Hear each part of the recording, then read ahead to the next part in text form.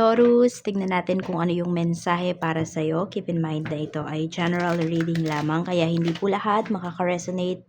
Pakilawakan yung isipan. At pwede nyo rin pong panoorin yung inyong other signs, Moon, Rising, and Venus. So, wag lang kayo laging nagfo-focus sa sun sign ninyo. Yan, tignan nyo din yung inyong other signs. Mahalaga rin po yon. Pwede rin kayo makakuha ng mga mensahe or guidance para sa inyo. Tingnan natin, mensahe natin, spirit guide. We have travel. Tingnan natin yan. Meron tayo ditong dreams. At meron tayo ditong beauty. Tingnan natin kung saan yung aspect ng life mo. Ano tong travel na to? Okay, may magta-travel ba dito pa south? Sa south yung naririnig ko eh. Tignan natin. We have Ace of Cups. So, dito sa travel na gagawin po ninyo, magiging happy naman kayo. And may good news din dito. So, kung kayo po ay nag-aayos ng mga papers ninyo o yung mga dapat ninyong ayusin sa pagta-travel na to, ay magiging successful po yan. We have Knight of Cups. And there is someone din na talagang mag-e-effort para makita ka. Yan ang pinapakita dito. Oh. So, some of you, this is about love. This person will go a long way para sa'yo. Basta yung energy sa pagta-travel mo ngayon, kahit saan ka man pupunta, magiging masaya ka. Fulfilling siya. Yung masasabi mo talaga na hindi ka lang nagsayang ng oras dun sa pag-travel na yun. So, ano tong dreams na to? Some of you, ito yung dream destination ninyo ha. We have the world. Tapos, meron tayo ditong King of Cups. Approval naman yung nakikita ko rito pagdating sa, sa dreams po ninyo. So, oo. Pwedeng mapapayagan kayo kung may mag-vacation dito. Mapapayagan kayo na mag-vacation, mag-take ng leave. Ano pa ba?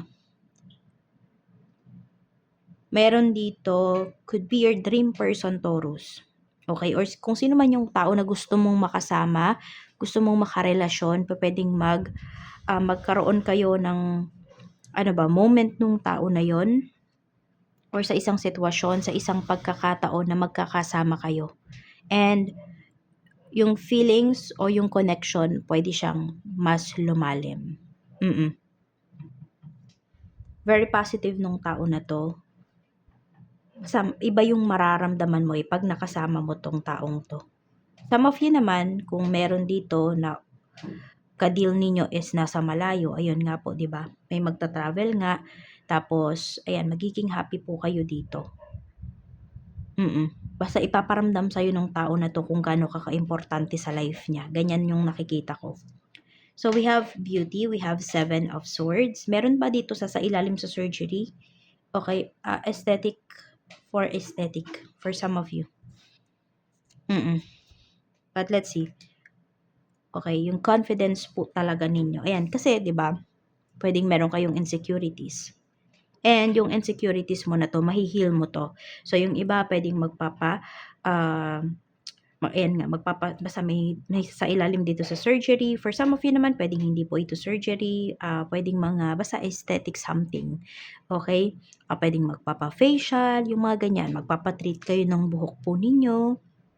Basta kung ano yung insecurities ninyo dito sa inyong katawan, masusolusyonan nyo po yan. Tapos, ayun, after nyo masolusyonan yan, is yung confidence po talaga ninyo. Ayun, ako, madaming pupuri sa'yo. At hindi to mga yung niloloko ka lang, hindi to yung binobola ka lang. Makikita talaga nila yung difference. Makikita nila yung pagbabago sa'yo. More on physical po ito. Tingnan natin kamusta yung emotions mo. We have 10 of swords. So, yung iba po, nabubuli ba kayo because of your physical features for some of you or sa mga flaws po ninyo? Meron kasi nade-depress dito. Ayan. Or pwedeng may ina-anticipate kayo na lagi siyang nade-delay. Kaya, ito Oo, meron dito nawawalan ng parang wala kayong gana sa lahat, ganyan po. Merong energy na ganyan eh. So, may depression. So, di ba pag may depression, walang gana sa lahat. So, pwedeng nararamdaman nyo yan. Hindi lahat sa inyo ha, pero meron po dito. Yan yung emotions ninyo. Tignan naman natin yung naiisip mo. We have Ace of Swords. Marami naman po, very sharp yung inyong naiisip. Ang dami ninyong ideas. Pwedeng meron din kayong gustong kausapin dito. May mga sitwasyones din po na dahil dun sa naisip ninyo na ideas, okay, at ginawa nyo yun ng aksyon, papabor po yun sa inyo. Check natin. And also pala, no, meron ding natatakot dito. Kasi may mga ina-anticipate kayo ng mga negativities. So, may natatakot ditong ma-reject. So, alisin mo muna yun kasi pwedeng kung ano man yung gagawin mo, ano man yung proposal na gagawin mo rito, business proposal man yan, marriage proposal, huwag mo isipin na, ay, baka i-reject niya or baka ma-reject ako. Alisin nyo po yun, no? Kapag kayo ay may gagawin. Kasi panghihinaan talaga kayo ng loob niyan. Spiritual health mo naman, kamusta? We have 9 of Swords. Madalas ba kayong hindi nakakatulog? Kasi nga yung iba sa inyo, ayan, humihina po talaga yung spiritual health ninyo. So, kung may mga naiisip kayo na negativities, 'di ba? Kasi nga down yung inyong sabi natin down yung inyong protection, 'di ba? Yung guard ninyo. So hindi okay dito yung spiritual health mo. Kailangan mo ng protection. So, kung kaya nyo namang proteksyonan yung sarili nyo, then go. Kung hindi naman, ayan, meron tayong TRS EA necklace, tapos meron tayong TRS bracelet. Magmensahe lang kayo kung interesado kayo para masend ko po sa inyo yung details. Doon sa ating Facebook page, nandiyan sa description box yung link. Mahina yung pinapakita dito na spiritual health ninyo eh. Pwedeng may na-activate din kasi na mga gifts ninyo. Tapos, hindi nyo alam kung paano yun gamitin. So, meron pa dito, nagagamit nyo siya sa mali. Okay? So, ang nangyayari, may nahahalo talaga ng mga negative energies, mga bad entities sa inyo. Kaya, kung nararamdaman ninyo, mabigat. Hindi lang dahil may ginagawa sa inyo. Diba? Kung hindi, Taurus, nakakapitan po kayo ng mga bad energies, bad entities. Ganun na yung nangyayari. Tignan natin. Ano pa yung mensahe? Okay. 3 blessings na paparating sa'yo. We have 3 of Swords. May tao na aalisin dito sa life mo. Ayan. Tignan mo kung sino yung mga tao na lagi kang ini-stress. Pwedeng pagkausap mo, sobrang stress na stress ka, layuan mo yung tao na yun. Oo. Meron kasi dito heartbroken. Pwedeng hindi ikaw yun ha. May tao dito na heartbroken na pwedeng nakakausap mo, pinapasa niya sa'yo yung bigat. May dala-dala, basta may dalang mabigat yung tao na to. Ikaw yung umaabsorb. Kasi nga down yung guard mo dito eh. Kaya ganun. Okay, bakit blessing in disguise? Kasi, ayan, narinig mo yung reading natin na to at nangyayari talaga yon. May nakakausap kang tao dito, naglalabas siya sa'yo ng mga hinaing niya. Ayan. Alisin mo na yan sa life mo, wag mo siyang kausapin. Magdahilan ka na lang kung hindi mo siya kayang kausapin directly. Magdahilan ka na busy ka or na meron kang gagawin or wala kang time para makipag-usap. Yung ganon. Kung hindi mo lang kayang diretsahin ha. Tignan natin, we have the lovers. Some of you po, ayan, sa love life nyo talaga, mafe-feel nyo nga, di ba, yung mag-extra effort yung person mo. Tapos, pwedeng nang mayroon kayong makilala po rito na new person.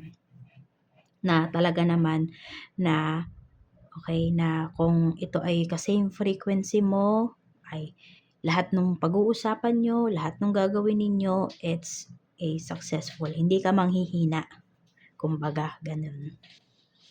Maganda rin yung mga relationships mo ngayon. Pero yung relationships lang na dun talaga sa mga tao na yun nga ka-frequency mo at talagang mga tao na totoo po sa'yo. Hindi lang yung after sila sa mga mabe-benefit nila sa'yo. Yan yung mga tao sa paligid mo ngayon. We have 10 karamihan. We have 10 of cups. So, ito is fulfillment. So, di ba may dreams nga tayo? So, wish fulfilled. Yung mga minamanifest po ninyo, ayan, basta okay lang din naman talaga yung energy nyo, mangyayari po talaga siya. Pero nga kung ito yung nararanasan nyo, ayan, medyo mahihirapan kayo. Kahit mag-manifest kayo, pwedeng hindi siya mangyari. Parang kabalik na feel, meron bang nangyayari sa inyo dito? Ito yung nararanasan nyo na kapag nag-manifest kayo, negative yung dumarating, iba yung nangyayari. Sa halip na yung minanifest mo, nagiging negative siya.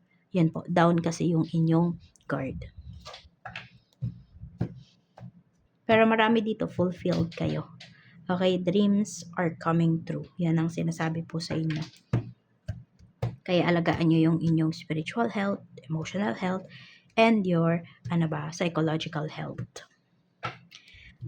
Energy naman ng mga tao na makakasalamuha mo, yung pinakamalakas. We have 8 of Pentacles. So, ayan, masisipag, totoo sa mga sinasabi nila. Yan po yung mga makakasalamuha mo. Tingnan natin, pagdating naman po sa punta muna tayo sa trabaho. Kamusta sa trabaho? We have Temperance. Tingnan natin, we have the Sun. So, may mga maaayos po dito na misunderstanding. Okay, smooth lang naman din yung pinapakita rito pagdating sa trabaho. Very positive naman yung kaisipan mo. 'Di ba? Yung masabi natin yung tingin mo sa trabaho mo ngayon. Hindi masyadong mabigat yung mga works. We have King of Swords. Kasi very direct lang din yung approach mo, very direct lang din yung approach ng mga co-workers mo sa'yo. Ayan. So, yung iba nga po sa inyo, asset talaga kayo rito. Ganyan kayo ituring pagdating dito sa trabaho. Maaasahan talaga. Sa business naman, kung may business po kayo, we have the Empress. So, mas alagaan nyo pa daw yung inyong business. Kasi mas magiging successful pa po yan, oh. Tingnan natin yung mga clients mo, kamusta. We have 6 of Swords. So, mga tahimik lang yung mga clients mo, madaling kausap, wala kang masyadong magiging problema talaga sa kanila. At meron pa dito, pwedeng mga galing pa sila sa mga malalayong lugar. Sa staff mo naman, dito ka lang magkakaroon ng problem. Pero meron din dito, itong the devil energy na to, pwedeng hindi kasi ito problema. Kung hindi, gustong-gusto niya yung ginagawa niya. Ayan, pero kasi, meron dito, sa umpisa, maganda yung energy, pero pwedeng papunta kasi siya sa negative eh. Yung yung tao na to, pwedeng sobrang inspiration ka niya. Inspire sa'yo itong, mo na to, itong staff mo na to. Pero maglagay ka ng limit ha. Kasi negative yung nakikita ko na energy niya. Sa umpisa lang, parang front niya maganda. Pero pag nakilala mo talaga siya at pag tumagal talaga yan, syempre makikilala mo talaga kung ano talaga yung tao na yan, sino talaga siya. But ayun, meron siyang hidden agenda eh, ganun. Kasi nakikitaan kanya ng success dito sa business. Sa kaperahan naman, tignan natin. Kamusta naman ang kaperahan ni Taurus? We have Page of Swords. Meron tayong 5 of Cups. So, ikaw ay need mo daw umiwas, no? Sa mga gastusin ngayon. Ayan, nagdadalawang isip ka. Meron ka bang pagkakagastusan talaga ngayon? Nagdadalawang isip ka. Ayaw mo maglabas ng pera. Yes, huwag ka maglabas ng pera. Kasi, medyo problema ka once na hindi mo to iniwasan. O once na go ka lang ng go, ganyan. May regrets kasi na pinapakita rito. So, kung ano yung mga magiging gastos mo, actually, hindi lang ngayong araw, kung kailan mo to napanood, even kinabukasan, okay? Medyo may pag-aalinlangan at medyo may pagsisisi ka na mararamdaman dun sa ilalabas mong pera. Kapag ganyan, di ka talaga sigurado, huwag ka na munang maglabas. Huwag ka munang gumastos as much as possible. We have the Magician. Ipunin mo muna yung pera mo. Meron kasi dito na energy, no, na once nilabas mo yung pera mo, kung kanino man to mapupunta, negative yung energy ng tao na yon. So, marami ba sa inyo nafe-feel nyo na pag may binigyan kayo ng pera ninyo, yung tao na yon siniswerte? Ganon yung nakikita ko dito. So, pwedeng mapunta dun sa tao na yon yung sabihin natin yung pagiging swerte ninyo. Kung yan yung nafe-feel nyo ha, kasi nga ito, down yung inyong energy. Kailangan nyo talaga is protektahan yung inyong energy, yung inyong sarili. Sa love life naman, tignan natin. 2 of Wands, so meron nga talaga dito nasa LDR relationship. Itong LDR na to ha, pwedeng hindi lang to yung nasa ibang bansa yung person mo. Pwedeng nandito lang kayo pareha sa Pinas, pero malayo. Yung, alam mo yun, magta-travel pa talaga ng ilang oras or pwedeng 2 hours, diba, bago kayo magkita ng person mo, ganun. Or sa dahil nagtatrabaho, yung tipong ganyan po. We have judgment, pero meron akong nakikita rito, kung hindi pa kayo LDR ng person mo, maaaring maging LDR kayo. Kasi ano mataas yung pangarap niya. Yan, pwedeng asawa mo to, Taurus. Hindi ko alam kung ikaw ba yung pinopursue niya na mag-ibang bansa or lumipat ng trabaho or siya. Yan. So, pwedeng ito isa sa mga pinagtatalunan ninyo ngayon. Kasi ito namang sinasabi niya or itong pinag-uusapan nyo na to para sa future nyo to. We have 7 of Pentacles. Madami yun, ito yun, yung 'di ba yung sa kanina yung yung rejection, yung iniisip ka nito. Pwedeng ito yung iniisip nyo or iniisip ng person mo kapag aalis siya. Iniisip niya agad kung ano yung mangyayari sa relationship ninyo, pero mga negative yung iniisip niya. Kung ano yung makakasira dito sa relationship ninyo kapag once na umalis siya. Which is possible talagang mangyari. Kaya natatakot siya. Kaya meron dito parang ayaw niyang umalis. Ganyan. Pero alam mo, mahal na mahal ka ng person mo. Kaya kung ito man is pag-uusap niyo, pwedeng sumunod siya sa'yo. Pero pag-usapan nyo pa rin ha. Kasi masama naman yung napipilitan lang siya. Gagawin niya to kasi ayaw niya na magalit ka sa kanya. Yung tipong ganun. Basta kahit ano man tong sitwasyon na to, yung ganun, may sinasuggest ka sa kanya.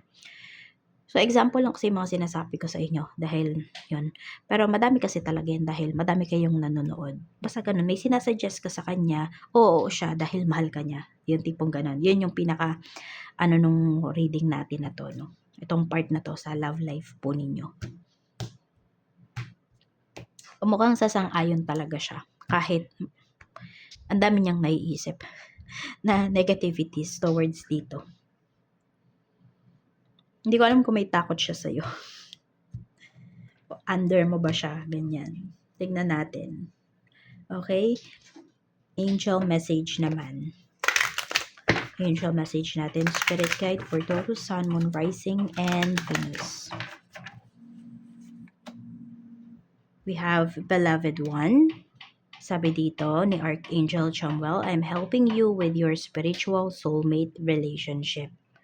Ayan. Kaya nga yung mga tao na hindi talaga para sa'yo, yan, dapat mo nang iwasan at pwede rin na sila yung umiiwas sa'yo, Taurus. Tignan mo rin naman kung sino yung mga tao na umiiwas sa'yo. So, ayun. Isa din yon. Okay? Inaalis na yan ni Universe. Tinutulungan ka ni Archangel Chamuel para ma-clear yung path mo. So, ayan lang yung mensahe para sa'yo. Maraming salamat. Mag-iingat ka always. And see you again on my next video.